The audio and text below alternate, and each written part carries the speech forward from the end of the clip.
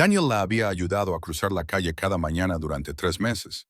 La mujer en silla de ruedas, que nunca hablaba, solo asentía con la cabeza en señal de agradecimiento, con una mirada que se prolongaba un segundo más de lo normal. Él se decía a sí mismo que era amabilidad, el tipo de pequeño ritual que le hacía sentir de nuevo un hombre decente después de todo lo que había perdido. Pero su hija de 12 años se dio cuenta de algo que a él se le había escapado. La mirada de la mujer no era de agradecimiento, sino de atención, como alguien que estudia un rompecabezas que lleva años intentando resolver. Entonces, una mañana, mientras él se agachaba para ajustar el freno de la silla de ruedas, ella le agarró la muñeca con una fuerza sorprendente. Su susurro fue tan suave que casi no lo oyó. «No te acuerdas de mí, ¿verdad?». De repente, el aparcamiento de la farmacia le pareció demasiado silencioso y el sol de la mañana demasiado brillante sobre el asfalto. Buscó en su rostro algún rasgo que le resultara familiar, cualquier cosa, pero solo encontró una sonrisa que no llegaba a sus ojos. Lo que había sucedido hacía 8 años y que había enterrado tan profundamente que incluso su propia memoria había intentado olvidar. La rutina matutina se había vuelto tan automática como respirar para Daniel Fletcher. Despertarse a las 5:30, ducharse, preparar el desayuno para Sophie, prepararle el almuerzo, llevarla al colegio a las 7:15 y luego ir a su turno en la farmacia Morrison's en Maple Street. Llevaba 6 años trabajando en el almacén por las mañanas, desde que el divorcio le había obligado a reconstruir una vida que le pareciera lo suficientemente estable para su hija. El trabajo era tranquilo, metódico. Escanear el inventario, colocar los medicamentos en las estanterías y de vez en cuando ayudar a los clientes que entraban antes de la apertura oficial. No era la carrera que había imaginado a los 25 años, sino a los 43. Había aprendido que la vida rara vez pide permiso antes de reescribir tus planes. La mujer en silla de ruedas apareció por primera vez un martes a finales de agosto. Daniel acababa de descargar un camión de reparto cuando la vio luchando en la acera frente a la farmacia, con las ruedas atrapadas en una grieta del pavimento. Sin pensarlo, corrió hacia ella y liberó la silla, y luego la ayudó a cruzar la intersección hasta la parada de autobús al otro lado. Parecía joven, probablemente de unos 30 años, con el pelo oscuro recogido en una coleta y un rostro que habría sido llamativo si no fuera por el cansancio grabado en cada uno de sus rasgos. Sus piernas yacían inmóviles bajo una chaqueta vaquera descolorida que cubría su regazo como una manta. No habló, solo asintió con la cabeza una vez, y Daniel volvió al trabajo sin darle importancia. Pero ella volvió a estar allí a la mañana siguiente y a la siguiente. Para la segunda semana, Daniel se encontró esperándola. Al principio no era consciente, solo tenía una vaga idea de que alrededor de las 6:45 ella aparecería en la misma acera. Él salía, la ayudaba a cruzar, intercambiaban el mismo gesto de asentimiento en silencio, y él volvía a sus tareas. Sus compañeros de trabajo se burlaban de él por su ritual matutino, pero Daniel no les hacía caso. ¿Qué otra cosa podía hacer? ¿Dejarla tirada? Sin embargo, había algo en ella que le llamaba la atención de una manera que no podía explicar. Quizás era su edad. Era muy joven para estar en silla de ruedas, demasiado joven para tener ese cansancio en los ojos. O quizás era que nunca sonreía, nunca charlaba, solo aceptaba su ayuda con una especie de resignada paciencia que parecía más pesada que la gratitud. Sophie se dio cuenta antes que él de que algo no iba bien. Estaban cenando un jueves por la noche, espaguetis de bote y pan de ajo del congelador, cuando ella dejó el tenedor y dijo, «Papá, ¿por qué esa señora te mira así?». Daniel estaba mirando su teléfono sin prestar mucha atención. «¿Qué señora?». Sophie dio un bocado deliberado, masticando lentamente, como solía hacer cuando quería parecer indiferente ante algo que le molestaba. «La que ayudas todas las mañanas. La vi ayer cuando me dejaste. Te miraba desde el otro lado de la calle. Te miraba de verdad, no como la gente mira normalmente a alguien». Daniel sintió un escalofrío recorriendo su espalda, pero se obligó a reír. «Has visto demasiadas series de misterio. Solo está agradecida. Eso es todo». Sophie se encogió de hombros, pero sus ojos mantuvieron esa mirada escéptica que había heredado de su madre. Esa mirada que decía que sabía cuándo los adultos se mentían a sí mismos. Esa noche, Daniel estuvo despierto más tiempo de lo habitual, repitiendo mentalmente sus interacciones con la mujer. ¿Había habido algo extraño en su mirada? Intentó imaginar su rostro con claridad, pero se dio cuenta de que no podía.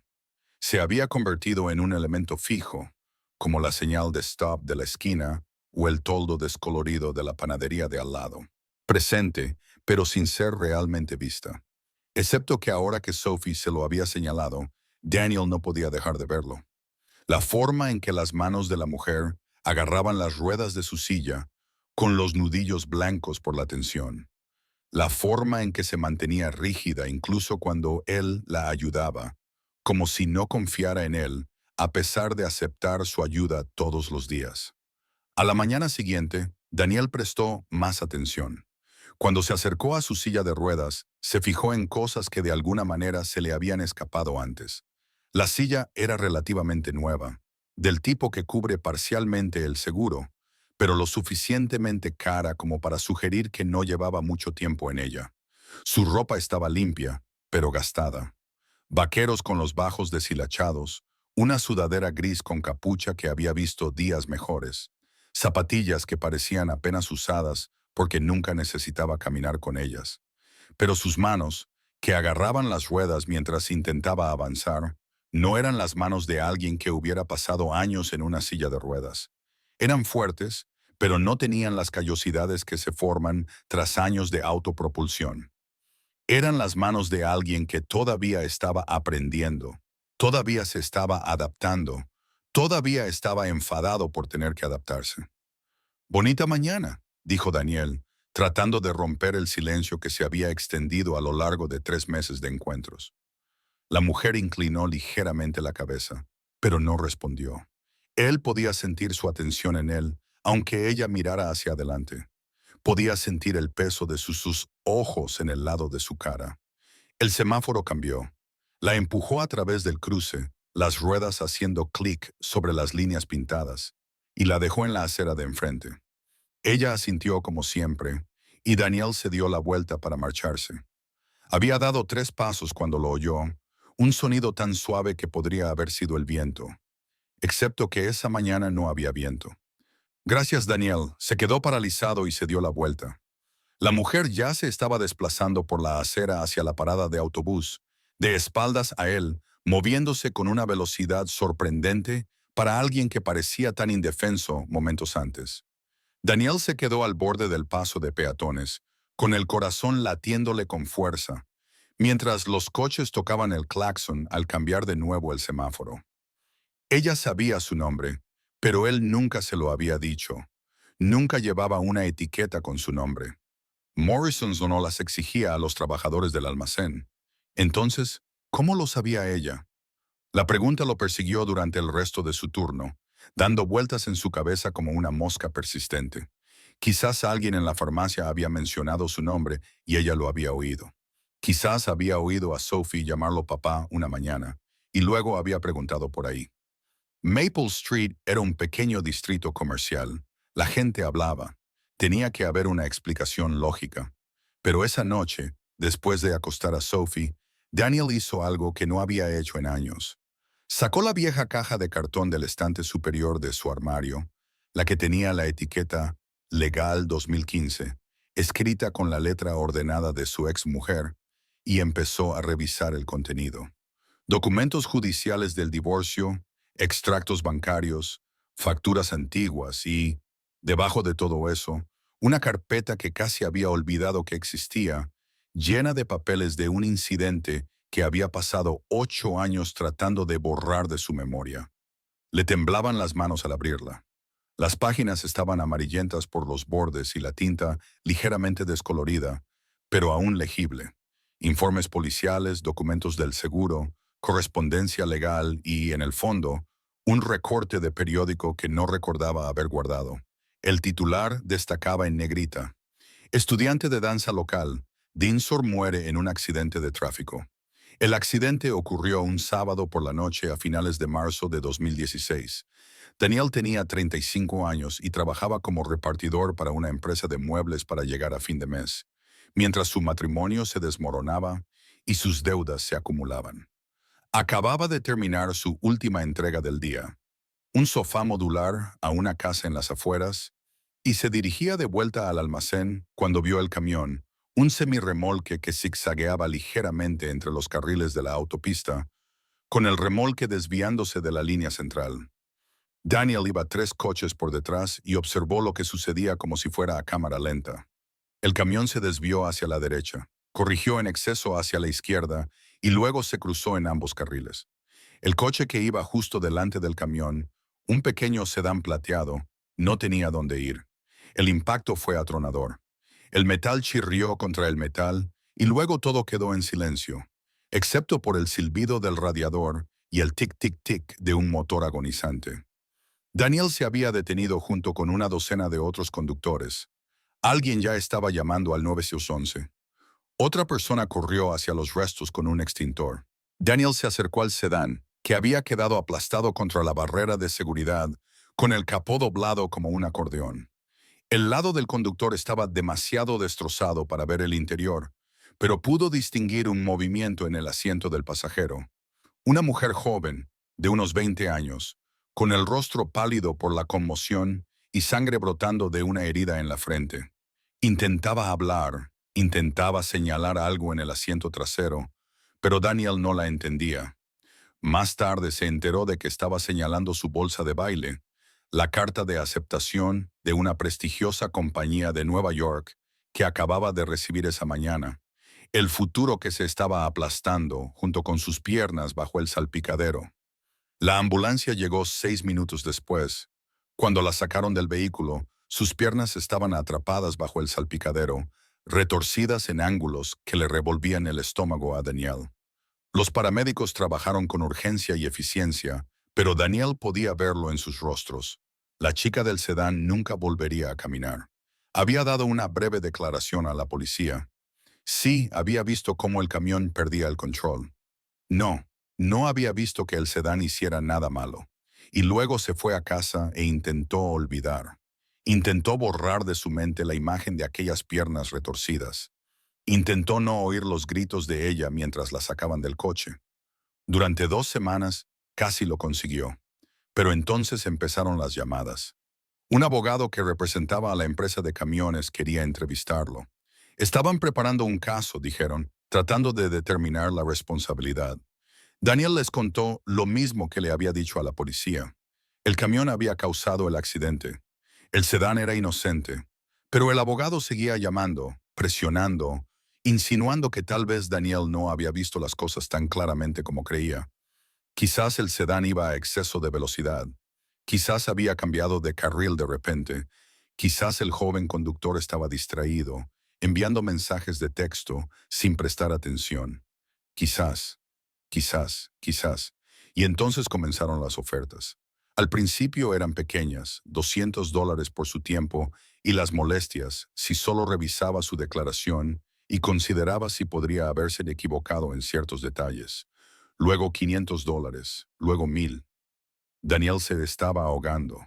Su esposa acababa de solicitar el divorcio. Llevaba 3 meses de retraso en el pago del alquiler. Sus tarjetas de crédito estaban al límite.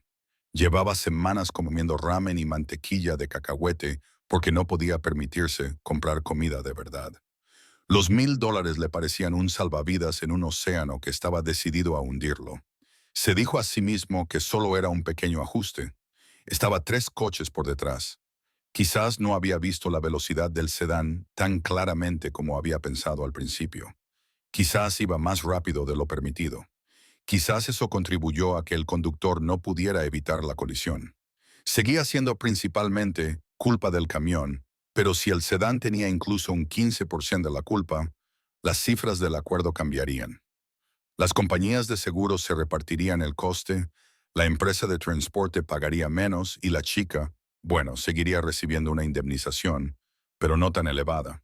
Así que Daniel firmó la declaración revisada, cogió el dinero, pagó el alquiler, compró comida, Se convenció a sí mismo de que en realidad no había mentido, solo había ajustado su recuerdo, que era un delito sin víctimas, porque la chica seguiría estando atendida, solo que de otra manera, que no había tenido otra opción, que cualquiera en su situación habría hecho lo mismo. Y luego enterró la carpeta en el fondo de su armario y nunca más la volvió a mirar. No leyó los artículos posteriores sobre cómo la reducción de la indemnización había afectado a la bailarina. Grace Hollis. Se llamaba Grace Hollis, incapaz de pagar los cuidados a largo plazo que necesitaba. No leyó cómo había perdido su beca, su apartamento, su puesto en la compañía de Nueva York. No leyó cómo había pasado 2 años en un centro de rehabilitación y luego había sido dada de alta con una silla de ruedas y un vale para una vivienda subvencionada y nada más. Daniel cerró la carpeta con las manos temblorosas. El recorte de periódico cayó al suelo. Una foto de Grace Hollis a los 22 años, de puntillas en un estudio de danza, con toda la vida por delante. Lo recogió con los dedos entumecidos y se quedó mirando el rostro de la fotografía.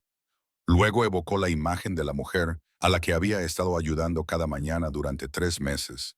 El mismo cabello oscuro, los mismos pómulos marcados, los mismos ojos, aunque en la foto brillaban con ambición y ahora estaban apagados, con algo que parecía paciencia, una terrible paciencia vigilante.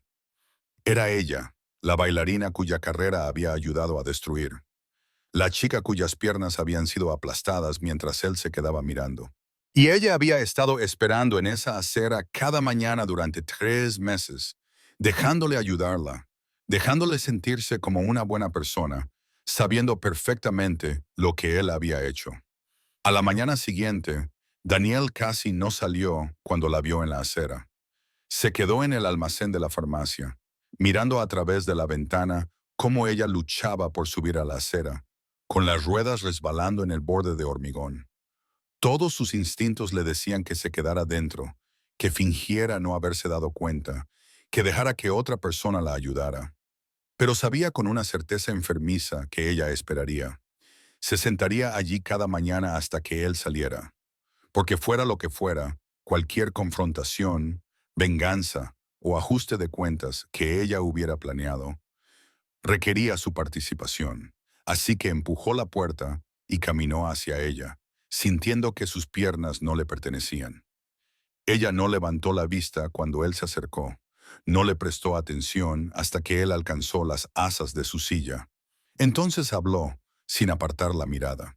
¿Alguna vez piensas en aquella noche, Daniel?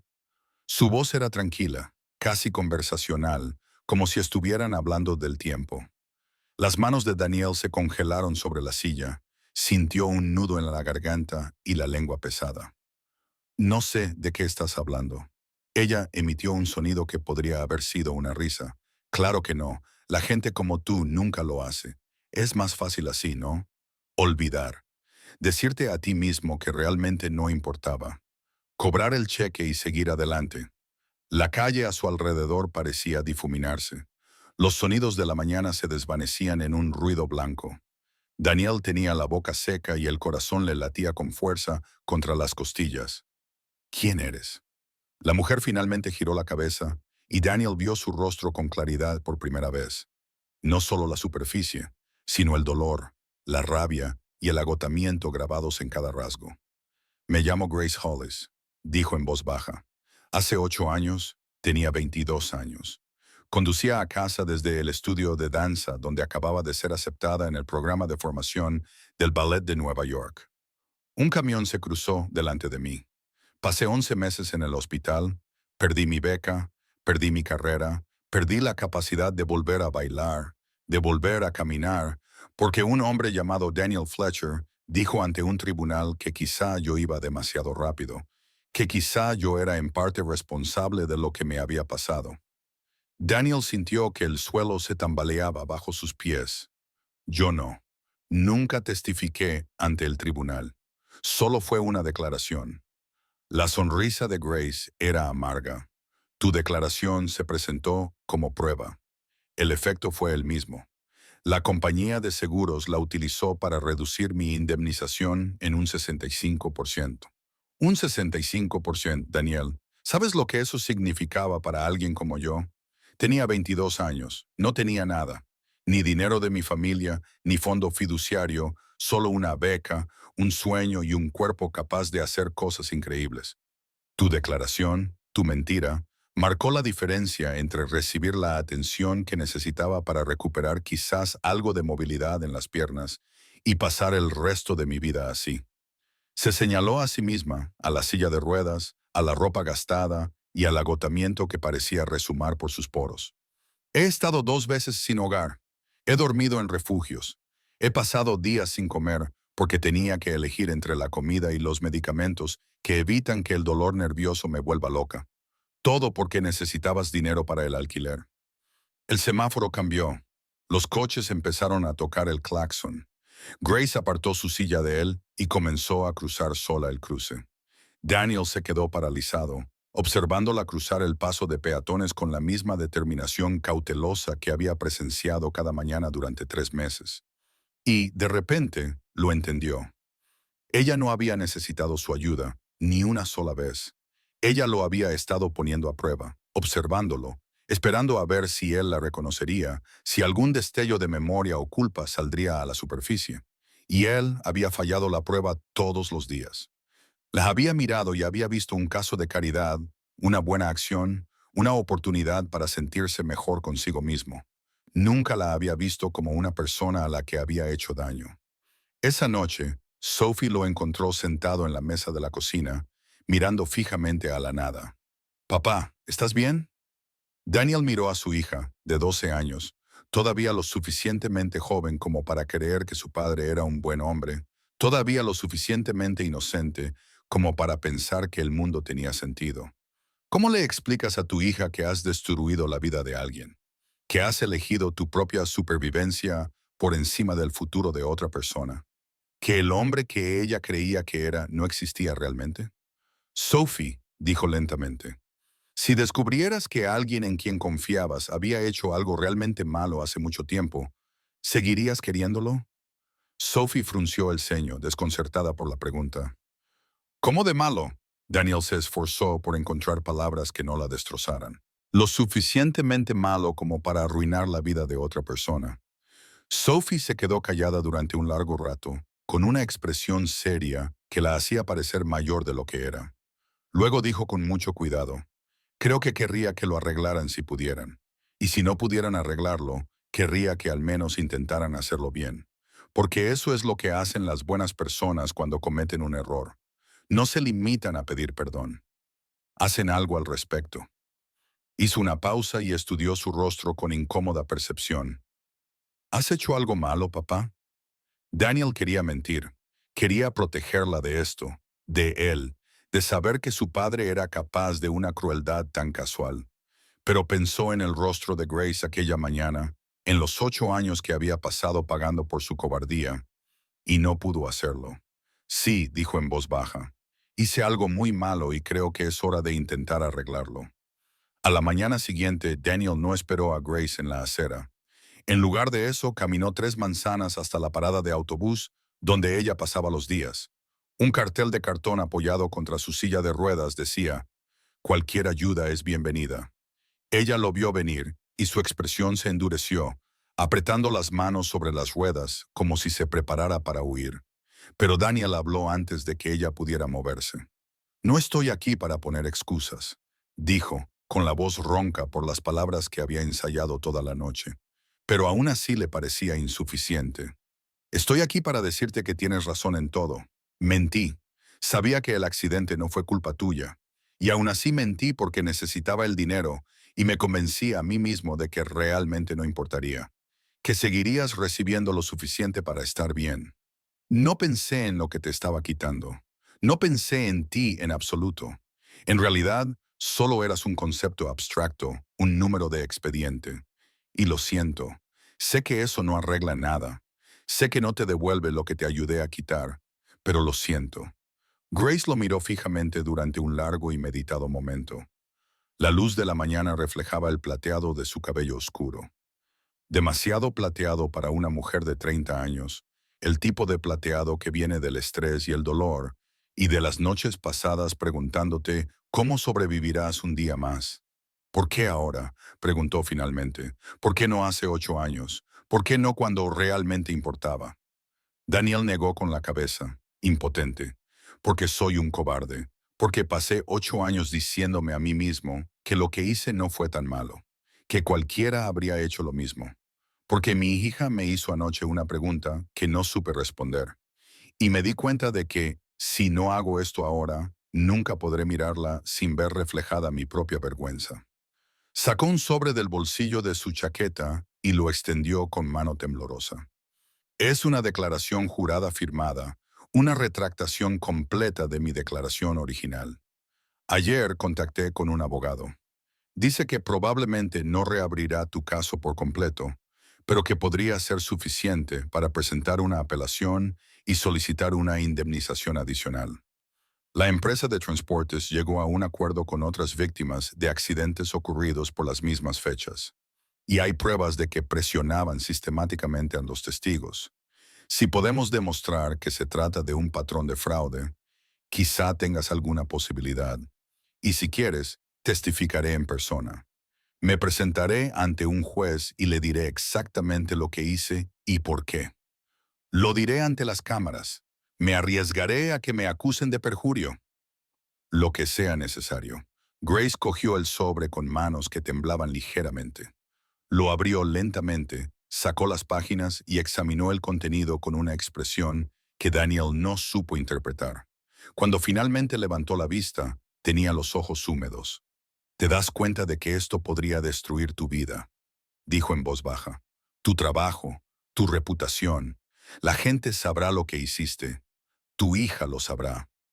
Daniel asintió, sintiéndose extrañamente tranquilo a pesar del terror que lo había estado atormentando desde la noche anterior. «Lo sé, pero ella ya me preguntó si había hecho algo malo. Y prefiero que vea que asumo mis errores y enfrento las consecuencias a que pase el resto de su vida preguntándose si su padre es un cobarde que solo hace lo correcto cuando le conviene». Por primera vez en 3 meses, la expresión de Grace se suavizó ligeramente. No era perdón. Era demasiado pronto para eso. Quizás siempre fuera demasiado pronto para eso, pero era algo parecido al reconocimiento, como si lo viera como una persona y no solo como el hombre que le había hecho daño. «Pasé 8 años imaginando este momento», dijo en voz baja, «pensando en lo que diría si alguna vez tuviera la oportunidad de enfrentarme a ti. Tenía todo el discurso preparado. Iba a hacerte sentir cada pedacito de dolor que me habías causado. Iba a verte retorcerte». Dobló cuidadosamente la declaración jurada y la guardó en una bolsa de lona que colgaba de su silla de ruedas. «Pero ahora que está sucediendo, solo siento cansancio. Estoy tan cansada de llevar esta rabia conmigo. Me ha estado devorando viva durante 8 años y creo que ya no tengo espacio para ella». Daniel se sentó en el banco junto a su silla de ruedas, repentinamente agotado. «¿Cómo te sientes?», le preguntó, «ahora que me has enfrentado». Grace se quedó callada por un momento, observando a los viajeros matutinos que pasaban apresurados, todos corriendo hacia sus propias urgencias, sus propios pequeños dramas, ajenos al silencioso ajuste de cuentas que tenía lugar en una esquina a la luz del amanecer. «Como si tal vez», dijo finalmente, «quizás ahora los dos podamos dejar de cargar con esto solos. No arregla nada. No me devuelve las piernas, ni mi carrera, ni los últimos 8 años. Pero al menos ahora la verdad ha salido a la luz. Al menos ahora tú también tienes que vivir con ello». El proceso legal duró 9 meses. La declaración jurada de Daniel, junto con el testimonio de otros 2 testigos que también habían sido presionados por los abogados de la empresa de transporte, fue suficiente para iniciar una investigación federal por manipulación de testigos. El caso atrajo la atención de los medios de comunicación, primero a nivel local y luego de medios más importantes interesados en historias sobre delitos corporativos y fallos del sistema de seguros. Daniel concedió entrevistas, contó su historia y explicó sus decisiones sin intentar justificarlas. Perdió su trabajo en la farmacia de Morrison cuando la historia se hizo pública. Pero también recibió un correo electrónico inesperado de una organización de defensa de los derechos de las víctimas que le ofrecía un puesto como coordinador de divulgación comunitaria. Buscaban a alguien que comprendiera por experiencia propia lo fácil que era tomar la decisión equivocada bajo presión.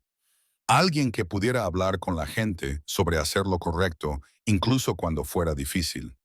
Grace recibió una indemnización que, aunque no podía reparar el daño, al menos le proporcionaba seguridad. Suficiente para una mejor atención médica, un pequeño apartamento con características de accesibilidad, una furgoneta adaptada para que pudiera recuperar algo de independencia. Suficiente para matricularse en clases online y empezar a estudiar la carrera que había abandonado hacía 8 años. No danza, esa puerta estaba cerrada para siempre, sino administración artística, una forma de mantenerse conectada con el mundo que había perdido mientras construía algo nuevo. No se hicieron amigos. La herida era demasiado profunda para eso. La historia era demasiado complicada. Pero desarrollaron otra cosa. Quizás un entendimiento mutuo o un reconocimiento compartido de que las personas eran desordenadas y complicadas, capaces tanto de causar un daño tremendo como de cambiar de verdad. A veces, Daniel veía a Grace por el barrio e intercambiaban breves saludos, reconociendo con cautela la existencia del otro. Una vez, en la tienda de comestibles, ella le aconsejó sobre qué marca de pasta era mejor. Pequeñas interacciones, mundanas y cautelosas, que poco a poco construyeron algo que no era amistad, pero tampoco enemistad. Sophie le preguntó una noche, casi un año después de aquella primera confrontación, si se arrepentía de haber dicho la verdad. Estaban lavando los platos uno al lado del otro en la estrecha cocina de su apartamento, con la ventana abierta para que entrara el aire fresco de la noche. Daniel lo pensó de verdad, sopesando el coste frente a la alternativa. Me arrepiento de lo que hice hace 8 años, dijo finalmente. Me arrepiento de haber estado tan desesperado que me convencí a mí mismo de que estaba bien destruir la vida de otra persona para salvar la mía. Pero decir la verdad, asumir la responsabilidad, es lo primero que he hecho en mucho tiempo de lo que realmente me siento orgulloso. Sophie le dio un codazo con el hombro y le salpicó con espuma de jabón. Yo también, papá. Yo también estoy orgullosa de ti.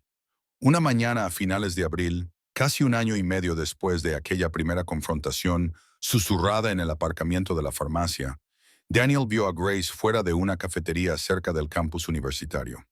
Estaba sentada a una mesa con un portátil abierto, papeles esparcidos a su alrededor, completamente absorta en lo que fuera que estuviera haciendo.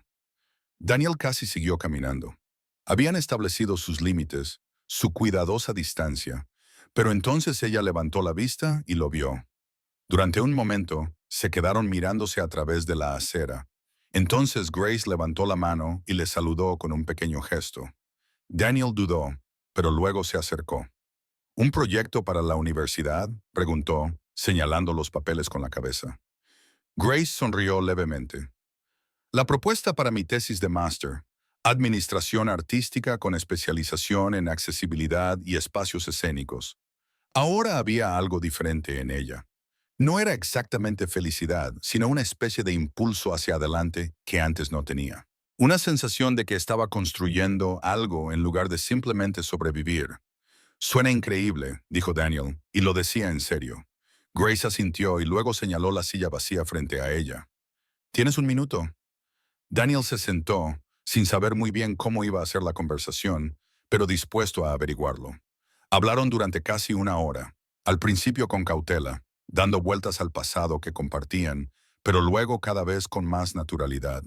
Grace le habló de sus clases, de la investigación que estaba llevando a cabo sobre cómo se podían rediseñar los locales de espectáculos para adaptarlos a los bailarines y espectadores discapacitados. Daniel le habló de su trabajo en la organización de derechos de las víctimas, de las personas que había conocido y que se enfrentaban a decisiones similares a las que él había tenido que tomar en su día. No hablaron del perdón. Esa palabra seguía pareciendo demasiado grande, demasiado cargada. Pero hablaron de seguir adelante, de la extraña realidad de que los peores momentos de tu vida pueden, de alguna manera, convertirse en la base para construir algo mejor. Cuando Daniel se levantó para marcharse, Grace le agarró la mano brevemente. «Sigo sin perdonarte», dijo en voz baja. «No sé si alguna vez lo haré. Lo que hiciste me costó 8 años de mi vida. Y no puedo borrar eso así como así».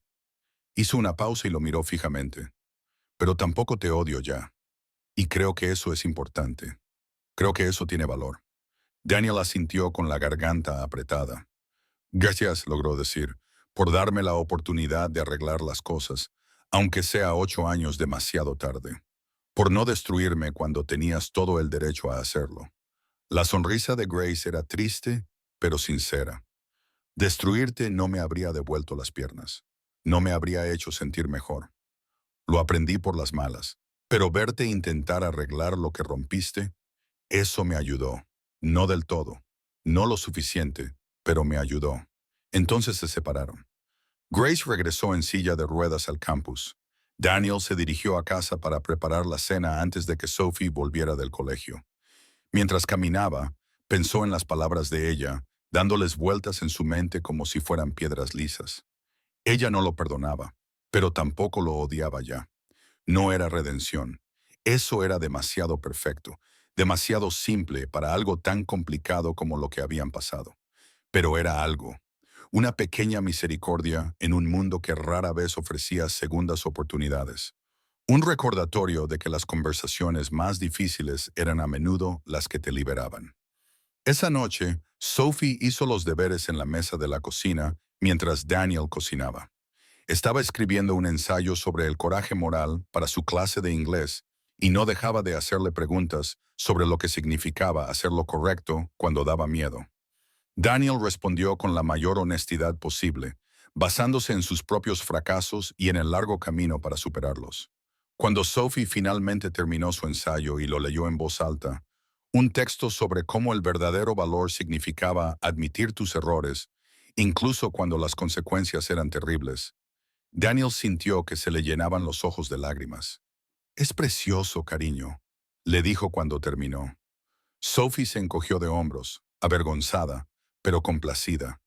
«Solo escribí sobre ti, papá, sobre lo que hiciste».